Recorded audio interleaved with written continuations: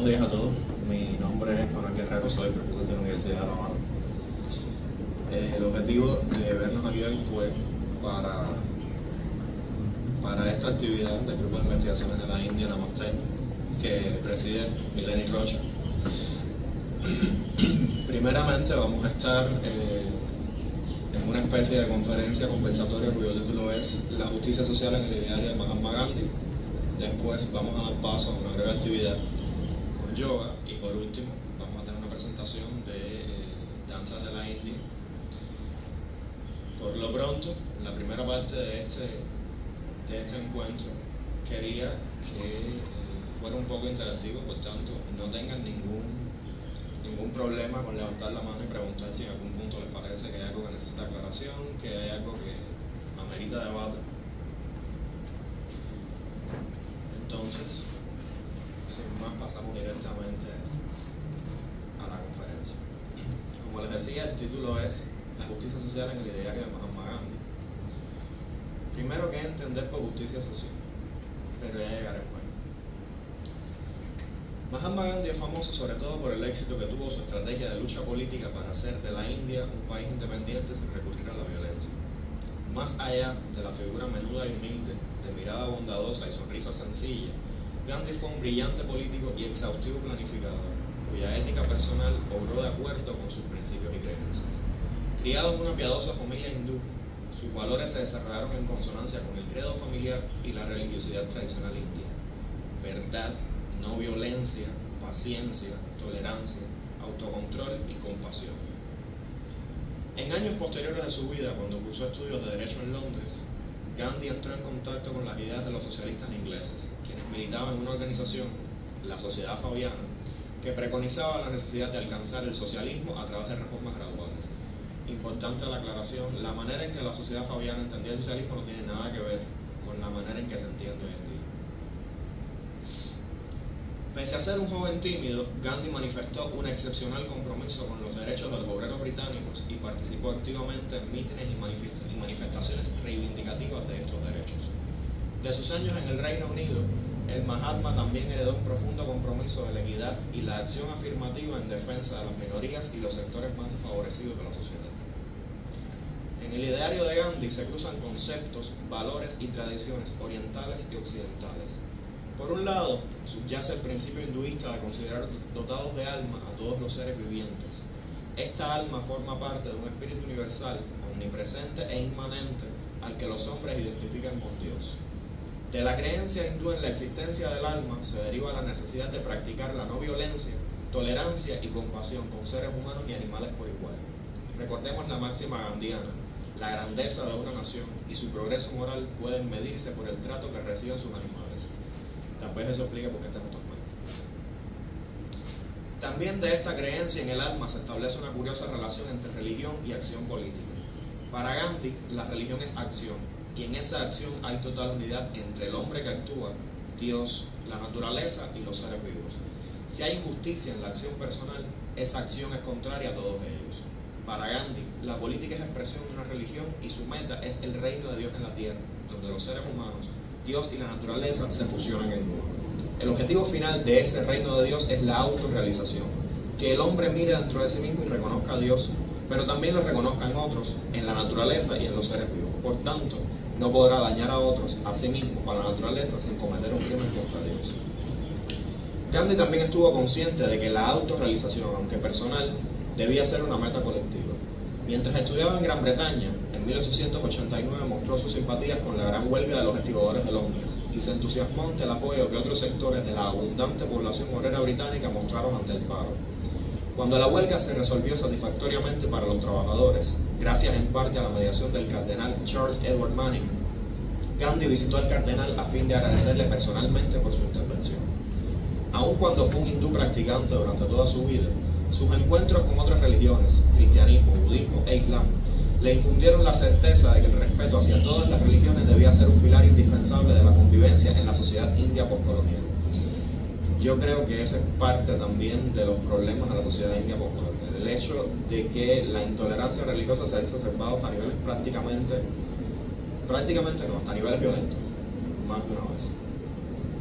El enfoque gandhiano de la justicia social se cimienta sobre la noción india de dharma, que no tiene una traducción literal al español ni a ningún otro idioma.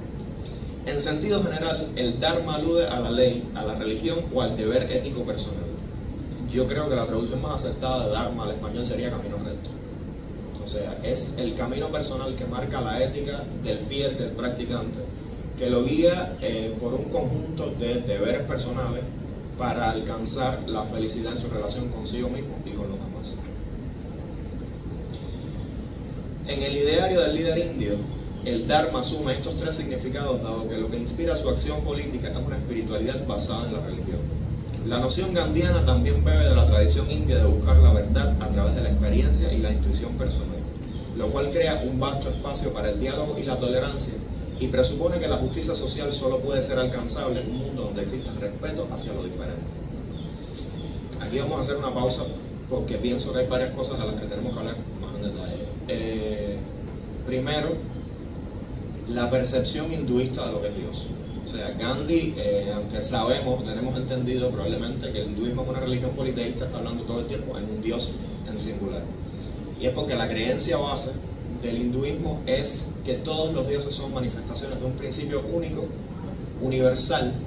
O sea, todos los dioses vienen a ser emanaciones o facetas de este principio único universal, que a través del velo de la ilusión que nos impide como seres humanos conocer la realidad, identificamos ese espíritu universal con Dios, o sea, con Dios en singular y en mayúscula. Sin embargo, al ser todos los demás dioses facetas de ese Dios universal, entonces lo que estamos viendo todo el tiempo es un solo Dios en la apariencia de varios, en la apariencia de muchos. Eso es lo primero. Lo segundo tiene que ver con lo que entendía Gandhi por deber personal, pero ahí llegaremos también. Las perspectivas contemporáneas en torno a la justicia social se basan a menudo en un enfoque relativo a los derechos individuales. Es decir, cuando hablamos de justicia social, normalmente hablamos de concesión o de respeto por los derechos individuales de una colectividad de personas. Sin embargo, la visión de Gandhi está fundada sobre el deber ético, no sobre el derecho. Para Gandhi, como hindú, la división por castas, por ejemplo, no prescribe la superioridad de unos individuos sobre otros, sino la obligación moral de las castas superiores de obedecer a sus deberes éticos para con las inferiores. A este respecto, dos citas son ilustrativas de la posición de Gandhi. En 1908 escribió: "La civilización es el modo de conducta que apunta el camino del deber para cada hombre. El cumplimiento del deber y la observancia de lo moral son términos mutuamente intercambiables. Observar la moralidad es dominar nuestra mente y nuestras pasiones. En lograrlo, nos conocemos a nosotros mismos". En 1921, por otra parte, afirmó: "Me rehúso a cumplir con cualquier interpretación, por más legal que sea, si resulta repugnante para mi razón o mi sentido moral". Desde el punto de vista lógico, para Gandhi, si cada individuo cumple adecuadamente con sus deberes, los derechos de la colectividad están asegurados. La causa de la injusticia, según Gandhi, proviene de la negligencia individual ante el deber, que debilita la cohesión social al permitir que algunos individuos disfruten de prerrogativas por encima de otros. Sobre los comentarios. Durante sus años en Sudáfrica, Gandhi profundizó su creencia en la dignidad humana y la necesidad de justicia social. El líder indio vivió en ese país entre 1893 y 1915 y experimentó en carne propia la absurda división racial que desgarraba el país, exacerbada por las prácticas de apartheid que implementaba la administración británica.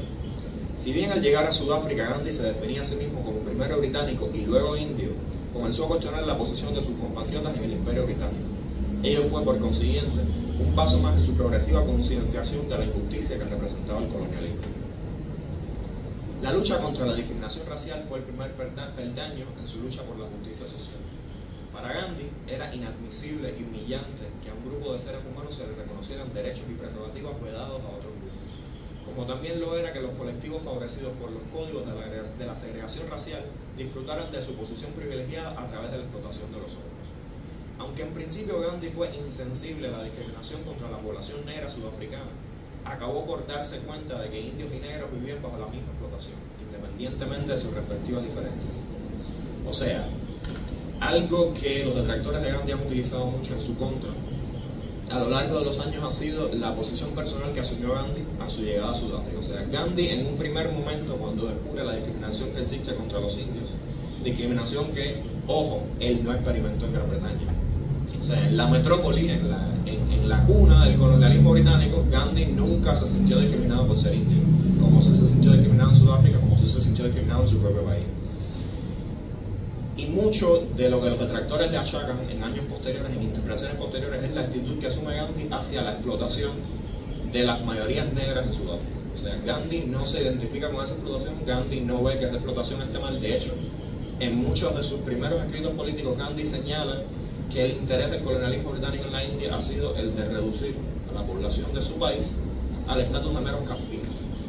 La palabra kafir, que además de ser un exónimo, es una palabra bastante despectiva, se refiere a los porteadores de los que los británicos se valían usualmente en sus expediciones al interior del país. O sea, tanto las expediciones de caza como las expediciones para crear nuevos asentamientos coloniales al interior del territorio sudafricano, utilizaban mucho de esta mano de obra barata, sobre la que pesaban además otros estereotipos como que trabajaban para hacer dinero, una vez que hacían dinero se casaban y vivían de explotar a sus mujeres en la más absoluta indolencia. La posición de Gandhi, que en principio va siendo algo parecido a nosotros somos indios y por ser indios somos superiores, va entendiendo por el camino que realmente la lucha contra el apartheid en Sudáfrica, o sea, la lucha contra la discriminación racial en Sudáfrica, es la misma lucha contra la discriminación en la India, es la misma lucha contra el colonialismo en la India. Lo cual explica posteriormente que figuras como Nelson Mandela expresen tanta admiración hacia Gandhi y se valgan de muchos de los métodos de Gandhi para lograr cambios sociales positivos en sus respectivos países. Es el caso también de Martin Luther King, que es otra figura importantísima de la lucha por los derechos civiles de las personas negras a nivel mundial. En la visión gandhiana, el método primordial para alcanzar una sociedad justa, capaz de asegurar el bienestar de todos los individuos, parte del apego a la verdad y la no violencia. De hecho, no deja de ser curioso que el título de la autobiografía de Gandhi sea La historia de mis experimentos con la verdad. ¿Qué es la verdad para Gandhi? Para Gandhi la verdad no solamente es la veracidad, o sea, no solamente es el acto de describir o de expresar la realidad tal como es, tal como uno la percibe, sin adornarla, sin tergiversarla, sin cambiarla.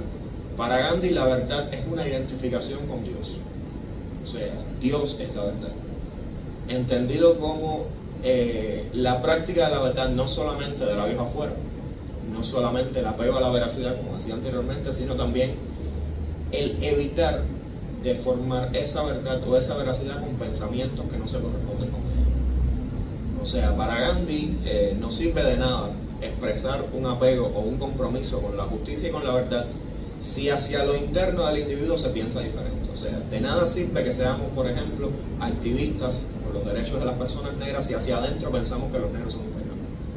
O sea, las dos cosas, para él tiene que haber una consonancia entre la actividad interna del individuo, tiene que haber una consonancia entre los pensamientos propios, entre la forma que el individuo percibe el universo y la forma en que eso se expresa en la vida diaria, o sea, en la práctica personal. Esa es la idea de la justicia social. Exacto. Ambas fueron rasgos de la estrategia de lucha política de Gandhi, o sea, el apego a la verdad y la no violencia, al frente del movimiento independentista indio. Por un lado, el apego a la verdad subraya el deber individual que contribuye a la satisfacción de las necesidades de la sociedad.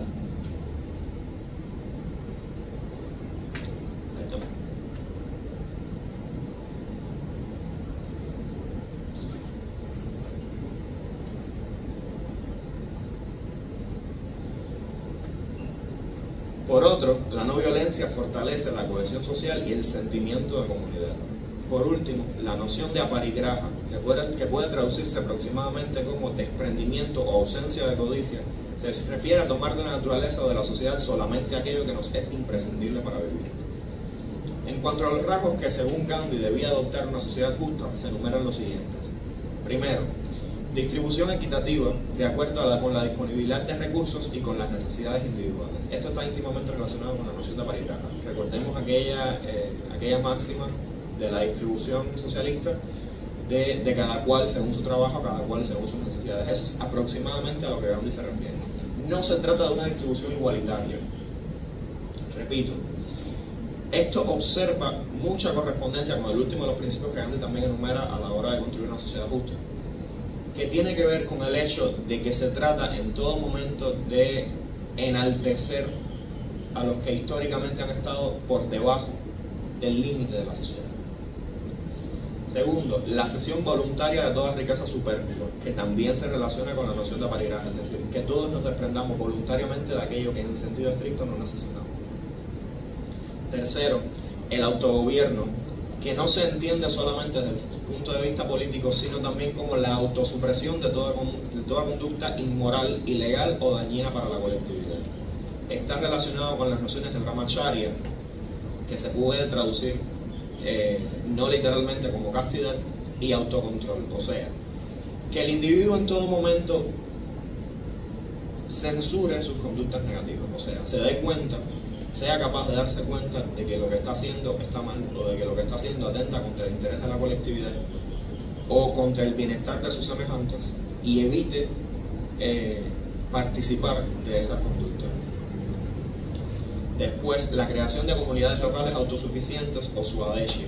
El Swadeshi, que viene a ser literalmente autosuficiencia, está relacionado con la idea que tenía Gandhi, por ejemplo, de que cada comunidad no tuviera que depender de las otras en su abastecimiento. Y esto tiene que ver mucho con la lógica de la explotación colonial de la India, o sea, el sistema que crearon los británicos durante el dominio de la India, durante el periodo de dominio sobre la India, para explotar los recursos nacionales del país.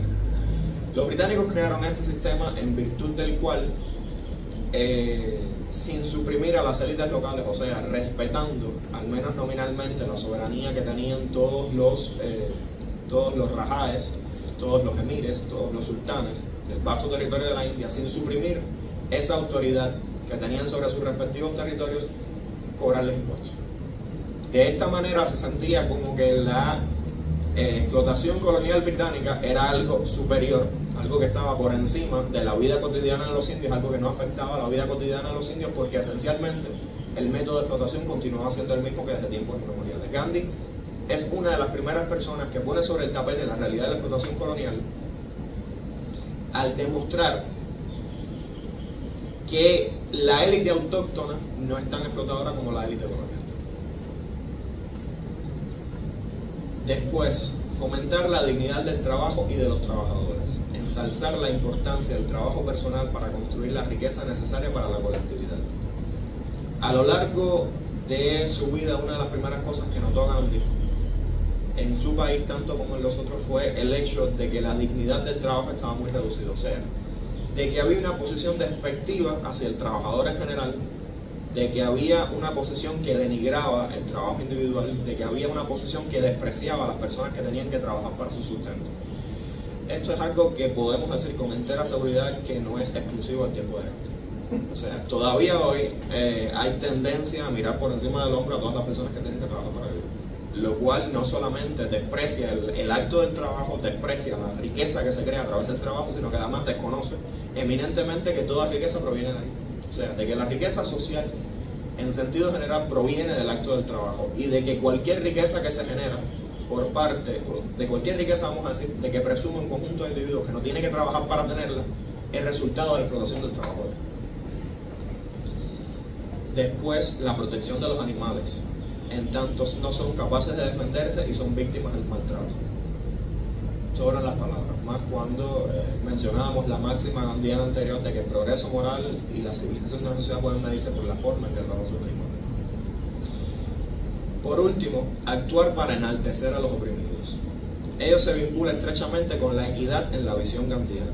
Los oprimidos requieren más acción y atención de la colectividad a fin de superar su condición de partida.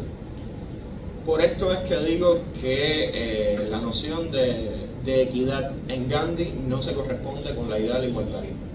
O sea, Gandhi no dice lo mismo, no quiere decir lo mismo para todo el mundo. No quiere decir, o sea, debe existir igualdad de derechos, debe existir igualdad de oportunidades entre los individuos, pero ciertos individuos, a fin de superar su condición de partida, por ejemplo, pensemos dentro de la propia India, los intocables, ciertos individuos, a fin de superar su condición de partida, merecen más atención, merecen más un enfoque más personalizado de la sociedad hacia ellos. Entonces, esto justifica, por ejemplo, las políticas de discriminación positiva, la creación de puestos específicos que deben cubrir las minorías dentro de las universidades o de las instituciones públicas indias. Y esto es algo que vemos también que no es exclusivo de la India. O sea, en los últimos tiempos en todo el mundo occidental se ha comenzado a aplicar políticas de discriminación positiva para el empoderamiento de los colectivos menos favorecidos. La justicia social gandhiana prescribe, como mencionaba, políticas de discriminación positiva desde las instituciones públicas y privadas, la descentralización de las potestades del Estado, el autogobierno local y la promoción del desarrollo de las colectividades menos favorecidas. Su perspectiva estuvo basada en sus propias vivencias y la de sus colaboradores cercanos, y se nutre de la revelación espiritual y la lucha personal del individuo, incluso si no es compartida por nadie más. Esto es muy importante. Sí. No, una pregunta aquí. ¿Qué quería decir específicamente de la descentralización de la potestad del Estado? ¿Cómo él lo entendía? Esto es importantísimo. Gandhi, y esto tiene mucho que ver, sin duda, con sus experiencias personales con los anarquistas británicos. Para Gandhi, el Estado, o sea, el monopolio, y esto es un hecho, el monopolio de la violencia por parte del Estado está mal. Recordemos que uno de los principios de su acción política es la no violencia. O sea, para Gandhi, incluso en una sociedad no violenta, el hecho de que exista el Estado es una forma de violencia. El hecho de que el Estado pueda tomar iniciativa, de que el Estado tenga ciertas potestades que no corresponden a los individuos y ante las cuales los individuos están completamente indefensos, es una forma de violencia. O sea, el hecho de que el Estado pueda llegar a una aldea junto a un río y decir tenemos que reubicarlos porque aquí vamos a hacer una presa, y entonces no se les ofrezca una compensación, se les obliga a mudarse, se destruyan sus viviendas, se destruya su modo de vida ancestral, es una forma de violencia, que lo es. O sea, para Gandhi la descentralización de las potestades del Estado parte por empoderar al individuo, por empoderar a las pequeñas colectividades y a las macro colectividades. Recordemos además que la India es, como la definió Indira Gandhi, el caos que funciona. O sea, es ese conjunto de pequeñas colectividades cada vez más atomizadas. O sea, la separación por motivos de casta, de procedencia social, de disponibilidad de la riqueza, de acceso a los recursos naturales. Por supuesto, cuando decimos que la perspectiva de Gandhi respecto de la justicia social estuvo basada en sus propias vivencias y la de sus colaboradores cercanos, es el hecho de que Gandhi piensa, y así lo expresó en al menos una ocasión, que si queremos cambiar el mundo debemos comenzar por cambiarnos nosotros mismos. O sea, que el primer cambio que debe ocurrir debe ser interno, a fin de que ocurra un cambio en el exterior. O sea, de que debemos trasladar el cambio interno, el cambio que se opera en nuestras conciencias, el cambio que se opera en nuestras creencias, en nuestros principios, en nuestros valores, hacia el exterior. Incluso si ese cambio no es compartido por nadie más. Lejos de aquella máxima de Oruba que dice que un palo no se monta. Para Gandhi, ciertamente la iniciativa personal sí puede hacerlo. O sea, la iniciativa personal, la posición personal, la expresión de las opiniones, de los valores personales, si son capaces de hacer un cambio a largo plazo. Y ciertamente su vida lo demuestra. Gandhi tiene el inmenso mérito histórico de haber conseguido que el Congreso Nacional Indio dejara de ser una organización de élite, dejara de ser una organización que sostenía debates políticos a puertas cerradas en los salones de la élite política y económica de la sociedad india, y se convirtiera en un movimiento de masas. Y precisamente el hecho de que se convirtiera en un movimiento de masas es lo que permite que la India acceda a la independencia. Gandhi opinaba que la libertad política no tenía significado a menos que los millones de oprimidos de la sociedad india fuesen al mismo tiempo social y económicamente libres. Casi al final de su vida afirmó: el Congreso ha ganado la libertad política, pero aún debe ganar la libertad económica, la libertad social, la libertad moral. Estas libertades son más difíciles que la primera, porque son más importantes, menos emocionantes y nada espectaculares.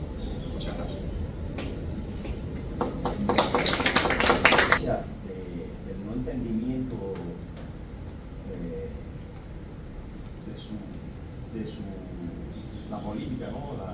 Su pensamiento, o hubieron otras cosas más allá. Yo pienso que en el asesinato de Gandhi hay varias motivaciones. O sea, primero, solemos decir que el hinduismo es una religión. realidad el hinduismo es un conjunto de religiones. Y digo que es un conjunto de religiones y realmente debería decir, para dar una descripción más acertada, que el hinduismo es un conjunto de formas de vida. Porque están las orientaciones religiosas, pero están las orientaciones laicas, o sea, están las percepciones laicas. Se puede ser hindú y ser ateo. Importante. Se puede ser hindú y ser agnóstico. Se puede ser hindú y ser panteísta, ser politeísta, ser monoteísta. O sea, el hinduismo es una religión o un conjunto de religiones tan flexibles en su interpretación que permiten que el fiel esté dentro de un abanico de muchas cosas. Y dentro de ese abanico de muchas cosas tenemos el caso de Gandhi, que es un monista. O sea, para Gandhi, Dios es uno solo. Todo lo que percibimos son aristas de su existencia. O sea, a través del velo de la ilusión de esta existencia, a través del velo del Maya, percibimos que Dios tiene muchas facetas, de que Dios aparece en todas partes. Pero se trata de un único principio universal que por error y por lo limitado de nuestros sentidos identificamos con Dios. Sin embargo, o sea, partiendo de esa percepción, Gandhi es una persona que está dispuesta a lograr un cambio social de dimensiones inimaginables, que es la independencia de la India, con el tamaño que tiene la India, con la población que tiene la India y en las circunstancias que está viviendo la India al final de la dominación colonial británica. Sin embargo, dentro del seno del hinduismo también hay interpretaciones militaristas, también hay interpretaciones extremistas. Parte de esas interpretaciones militaristas son o están incluidas directamente en las corrientes que participaron del asesinato de Gandhi en 1948. A Gandhi lo asesina un miembro de la Rashtriya Swayamsevak Singh, que es una organización hindú de ultraderecha, paramilitar, hinduista fundamentalista. Por supuesto, divorciarse del legado político de Gandhi es un suicidio político para cualquier organización en la India. O sea, cualquier organización que reniegue de la influencia que tiene Gandhi, de la importancia que tuvo Gandhi para el movimiento independentista, está condenada al fracaso. ¿Por qué? Porque la figura de Gandhi todavía arrastra muchísima militancia política en el sentido más positivo del término. Parte de, primero, la posición de Gandhi acerca de la partición. Gandhi siempre estuvo en contra de la partición. Para Gandhi siempre fue posible la coexistencia pacífica entre hindúes y musulmanes en el seno de una India unificada. O sea, que la India continuara siendo un país, la creación de Pakistán no era necesaria, era un absurdo, además iba a ser profundamente divisiva, como lo fue. De hecho, pensemos que hasta la actualidad esa división ha estimulado incluso una carrera armamentista y de proliferación nuclear en una región del mundo que es particularmente inestable. Para Gandhi, la creación de Pakistán no solamente era un sinsentido histórico, sino que además era innecesario. O sea, las dos religiones, las dos grandes comunidades religiosas, que eran hindúes y musulmanes, eran perfectamente capaces de convivir en el mismo espacio. Estuvo hasta el final de su vida en contra de la partición, la aceptó solamente porque era un hecho consumado. Además fue la manzana envenenada que dejaron los británicos antes de irse. Ok, les vamos a dar la independencia, pero como dos países. Y esto, lógicamente, que resultaba en extremo conveniente para la élite musulmana, se aceptó. Gandhi tiene que aceptarlo al darse cuenta de que la realidad lo ha superado, de que por primera vez él no es capaz de cambiar una realidad concreta, que es el hecho de que la inmensa mayoría de la población india está a favor de la partición. Y en parte por abstenerse de comentar sobre la partición, y en parte por abstenerse de condenarla públicamente, es otro de los motivos por los que lo asesina. O sea, si Gandhi tenía este deber para con la India, entonces ¿por qué no lo ejerció en un momento tan crítico? Yo pienso que eso también influyó en las motivaciones para su asesinato. Considero además que no solamente influyó la posición personal de Gandhi respecto a la partición, su actuación respecto al hecho de la partición o su interpretación de la religión hindú en un momento tan crítico. Además pienso que Gandhi, como quiera que sea, al ser el apóstol de la no violencia, era un mal ejemplo para esas mismas tendencias dentro del hinduismo militante que estaban a favor de la guerra permanente con Pakistán. O sea, Pakistán no solamente era un error que debía ser eliminado. Eso es lo que pienso. de la autobiografía de Gandhi, del libro que él mismo tituló La historia de mis experimentos con la verdad. Gandhi comienza el prólogo de este libro explicando que lejos de convertir el hecho de escribir su autobiografía en una forma de o de vanagloriarse de sus éxitos personales, Gandhi es una persona bastante honesta en términos generales. Él sin tapujos es perfectamente capaz de referirse a sus errores personales, a los momentos de debilidad que tuvo, a los errores que cometió a lo largo de su carrera, a lo largo tanto de su carrera profesional como de su carrera política.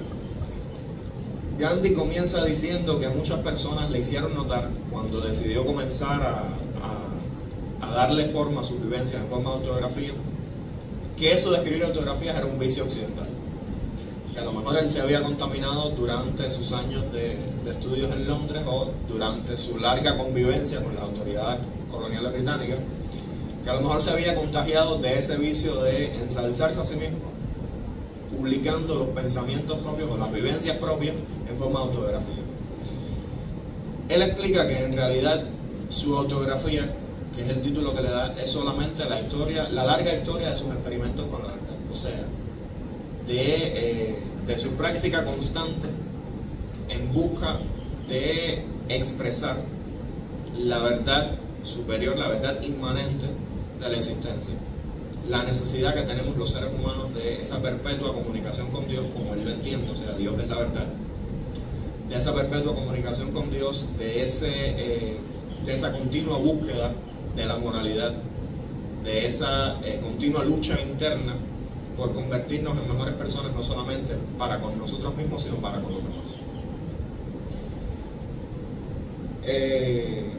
Lo más importante de su autobiografía es la manera en que Gandhi describe toda la influencia que tendría su medio familiar, su carrera profesional en sus visiones posteriores. Como decía anteriormente, Gandhi nace en el seno de una familia que es estrictamente hindú, o sea, hindúes practicantes, ojo, no hindúes fundamentalistas, son dos cosas diferentes. O sea, se puede ser practicante, se puede ser perfectamente tolerante con el resto de las colectividades en la India y seguir siendo un fiel hindú profundamente religioso. Es el caso de su madre, que es la persona que tendría la mayor influencia sobre él, al extremo de que ella muere mientras Gandhi está estudiando en Londres y su familia no se lo dice en 2 años. O sea, su familia nunca le comunicó que su madre había muerto porque sabían que iba a tener un efecto tan profundo sobre él que probablemente influiría en el fracaso de sus estudios. Además, Gandhi expone con completa honestidad cuáles son sus sucesivos encuentros con, o sea, sus sucesivas realizaciones personales. Primero, con la forma en que se vive en Occidente. Segundo, con la forma en que los británicos ven el mundo. Tercero, con la forma en que él mismo hereda esa visión colonial y comienza a limpiarse de ella a medida que va viviendo, encontronazos con la realidad, primero en Sudáfrica y después en la India. Gandhi ya tenía, cuando regresa a la India en 1915, ya Gandhi tenía un amplio bagaje de lucha social a sus espaldas. Ya había organizado el Congreso Indio de Natal en Sudáfrica, que se convirtió en una de las organizaciones más activas políticamente en contra de la dominación blanca en Sudáfrica, que se convirtió además en una de las organizaciones que con más fuerza defendió los derechos de la minoría india en Sudáfrica, pero además se había convertido también en un férreo antagonista de la política de los bantustanes, o sea, de la política de reclusión de las mayorías negras en áreas similares a los guetos. O sea, de su exclusión en zonas pequeñas, hacinadas, carentes de las más elementales condiciones de vida, de servicios sociales, por ejemplo. Y esto tiene mucho que ver con la manera en que Gandhi, como él mismo define, al llegar a Sudáfrica se considera primero británico y después indio. Sin embargo, la posición tanto de los británicos como de las poblaciones boer en Sudáfrica no es para nada inclusiva o marca ninguna aceptación para con el resto de las colectividades. O sea, la población boer y la población británica no se mezcla con los negros, no se mezcla con los indios. Hay una importante minoría china en Sudáfrica con la que tampoco se mezcla. Independientemente de que esas colectividades tengan sus propios intelectuales, de que esas colectividades sean capaces de exigir cambios sociales, esas colectividades no están organizadas cuando Gandhi llega a Sudáfrica. Y Gandhi es un elemento crucial de la organización política de esas colectividades. Todo esto él lo va exponiendo en su libro hasta que finalmente ocurre su llegada, su regreso a la India. Cuando regresa a la India en 1915, entra en contacto con con una de las figuras más relevantes del Congreso, Gopal Krishna Gokhale, que es además el máximo representante de la tendencia reformista en el seno del Congreso. Gokhale es un partidario de trabajar por la transformación progresiva de la sociedad india dentro del marco de la administración colonial. Gandhi es quien cambia esa noción. A partir de 1919 y hasta 1930, Gandhi comienza a subir la parada en sus exigencias para con la administración colonial británica. Y la creciente reticencia de esa administración a conceder derechos o a reconocer derechos que no deberían por qué ser coartados, no tendrían por qué ser coartados en primer lugar, la creciente reticencia de la administración colonial británica a reconocer cualquiera de esos derechos es lo que se convierte en el termómetro de esa relación, marca una radicalización progresiva del movimiento independentista hasta que en 1930 por primera vez el movimiento independentista dice: no queremos autogobierno, lo que queremos es independencia. O sea, basta ya con el estatus de dominio, basta ya con la creación de colectivos electorales separados, basta ya con la creación de entidades políticas autónomas. No queremos autonomía, lo que queremos es independencia. Todo eso va apareciendo progresivamente en este libro. El libro termina aproximadamente hacia 1930. O sea, Gandhi termina de escribirlo hacia 1930. Todo lo demás son adendum posteriores. Recordemos que desde 1930 hasta 1947, que es cuando se produce la independencia de la India, pasan 15 años. 17. En esos 17 años, Gandhi atraviesa por varias facetas. Primero, al reconocerse solamente como uno de los representantes de las muchas colectividades que había en la India, cuando se convoca por parte de la administración colonial británica a la redacción de la primera constitución india en 1937,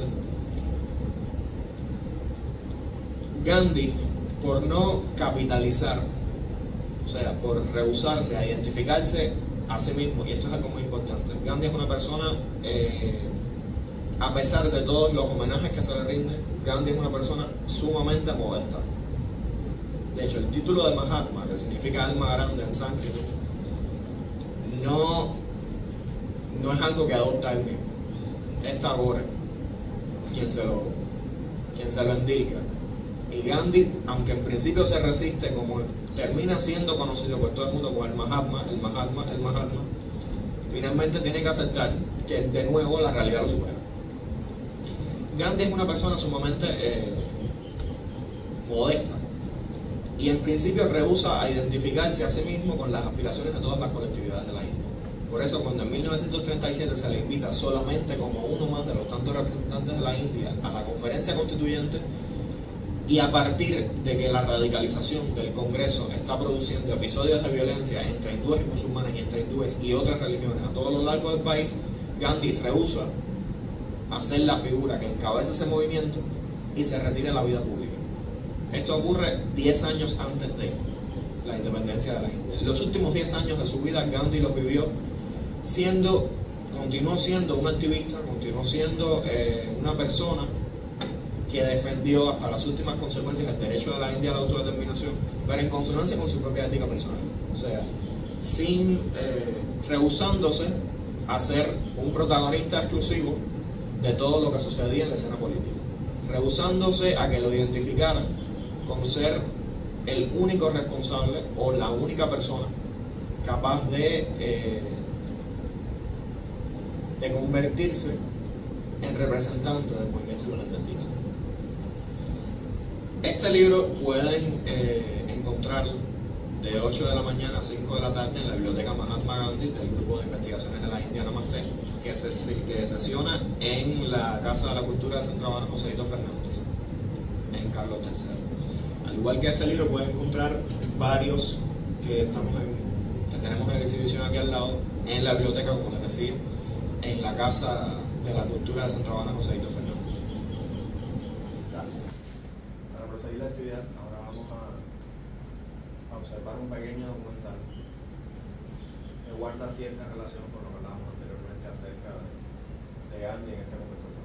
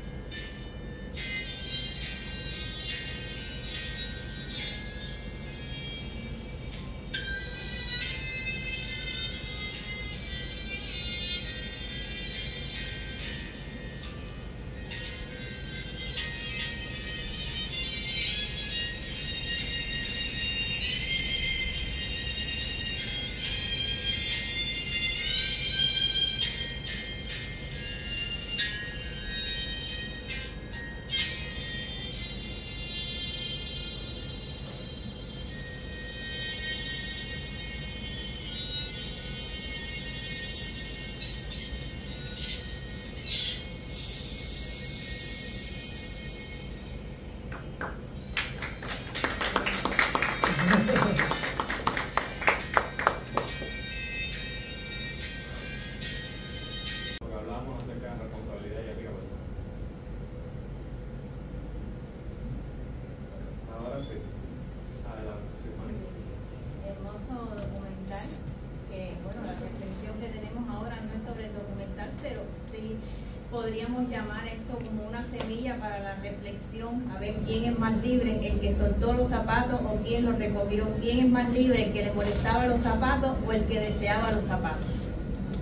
Entonces pienso que esto también puede ser un punto de análisis sobre lo que es la acción desinteresada o karma yoga, que es lo que vamos a ver en el día de hoy, a conversar con ustedes, a tratar. Primeramente, muchísimas gracias por estar aquí, gracias por la invitación, gracias por la posibilidad de compartir este momento y sobre todo para llamar a la reflexión una vez más sobre el yoga, específicamente el karma yoga. Como sabemos, el hombre ha ido incorporando durante toda la vida las nuevas tecnologías, los nuevos acontecimientos, las nuevas investigaciones a nuestra vida diaria, cotidiana, porque nos favorece y nos facilita las funciones básicas de nuestra comunidad y de nosotros mismos a nivel individual y familiar. Bien, también estamos llamando un poco al pasado, estoy hablando de miles de años atrás, que es el llamado al yoga. Hay una explosión, digamos así, para usar esta palabra un poco grande, a nivel mundial, de lo que es el acercamiento a esta práctica milenaria. Y entonces, ¿cómo imaginar el yoga? Imaginen un río ancho, con corrientes profundas y muy rápidas, a los que llegan muchísimos afluentes. Así es el yoga. El yoga ha sido un proceso milenario, un proceso donde esos afluentes han estado incorporando ideas filosóficas, cantos, danzas, reflexiones, espontaneidad también cultural, cantos, y así ha ido nutriéndose a través de los siglos. El yoga, por primera vez se concibe esta palabra yoga, que de la raíz yug, que quiere decir unión, como decimos cónyuge, los yugos de las camisas. Este primer acercamiento, esta primera vez que se ve esa palabra con la unión del espíritu individual con el universal, es en los Vedas. Vedas quiere decir conocimiento. Esa es la palabra, el significado de esta palabra en español, conocimiento. En el Rig Veda, ahí es donde por primera vez vemos el uso de esta palabra como unión. Entonces, se ha ido enriqueciendo, como dije, a través de los siglos, y han surgido los otros textos como el Canto del Señor, que es el Bhagavad Gita, donde hay una conversación entre una deidad, digamos, y un príncipe, para que más o menos sepan de qué trata. Y entonces Krishna le dice a Arjuna, que es así el Arjuna, le da algunos consejos y le habla de temas filosóficos. Específicamente habla de algunos, ahora vamos a entrar en lo que es las escuelas clásicas del yoga. Entonces, el yoga es una escuela filosófica, es la sexta escuela filosófica de la India. Son 12 escuelas, 6 ortodoxas y 6 no ortodoxas, y el yoga es ortodoxa y es la sexta. El padre de esta escuela se dice por muchos investigadores que es el sabio Patanjali. Recopiló, ajustó, creó, formó estos 196 sentencias, que es un tratado de psicología humana, de filosofía. Es un texto donde expone las características de la mente, las características de lo que nos influye y de por qué buscamos siempre algo más allá. ¿Qué ha perdido el hombre que está buscando más allá?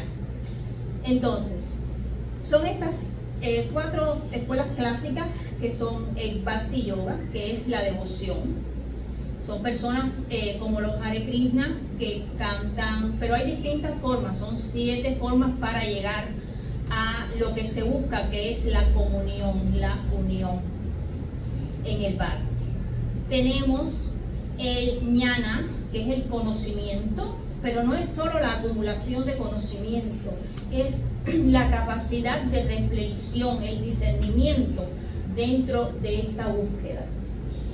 Tenemos el Raja Yoga, que agrupa casi a todas estas 2 que dije, más la otra que es Karma Yoga, porque trabaja mente y cuerpo, y en la que vamos a estar hoy es en el Karma Yoga, es yoga de la acción, pero con la característica que es una acción sin apego a los frutos.